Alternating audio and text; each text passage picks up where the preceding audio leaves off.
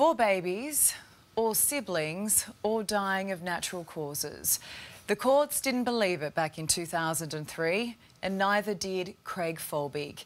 He's always been convinced his babies were murdered. My most humble thanks go to 12 people who I've never formally met, who today share the honour of having set 4 beautiful souls free to rest in peace. Craig has stayed out of the spotlight ever since. Even last year, when his ex-wife Kathleen Folbigg was released from prison, her convictions overturned. Craig's wounds never healed. Late today, the news he died of a heart attack. Crime editor Simon Boda joins me. And Simon, you were one of the very few people Craig trusted. You stayed in touch over the years, even meeting up recently. Yeah, no, we did, Ali. I felt honoured that he did trust me, to be honest with you. This was a very, very honourable man who was respected by all who knew him. He was a very, very private man. He loved and lived for his family, his wife Helen, and their son Connor, and they were his primary concerns. But he was a sort of bloke that what was in his mind was his own business. He didn't really feel like sharing that with the world. Although I know what it was and we spoke at length about it, he never wanted it to go public, and I offered that opportunity to him, but it didn't happen. All he wanted to do, I think, in his life was to move forward, to get over this.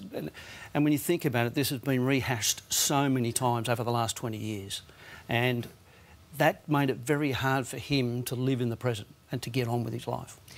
Because, I mean, at the end of the day, there he is mourning the loss of his 4 babies. I mean, we can't even imagine what that is like. And as you say, to try and move on and to have it brought up, I think what a sad life in many ways. But in all of that, he was able to find joy, wasn't he, with his family moving forward? Oh, most certainly. You know, his wife Helen, I spoke with her on the phone just a short time ago.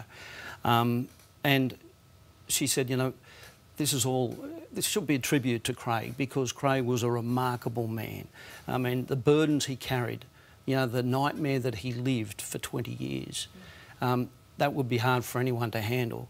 Yet he maintained his dignity. And by maintaining his dignity, I mean that he kept his silence. And that's what gave him respect amongst the people that knew him, that he didn't buy into every so-called development as the 20 years wore on.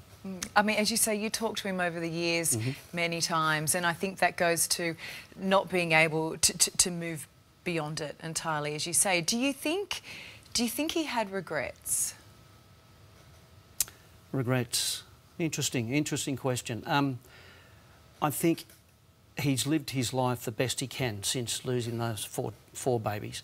We saw the emotion that he had outside court that day. He's never wavered from his opinion about what happened to his 4 children.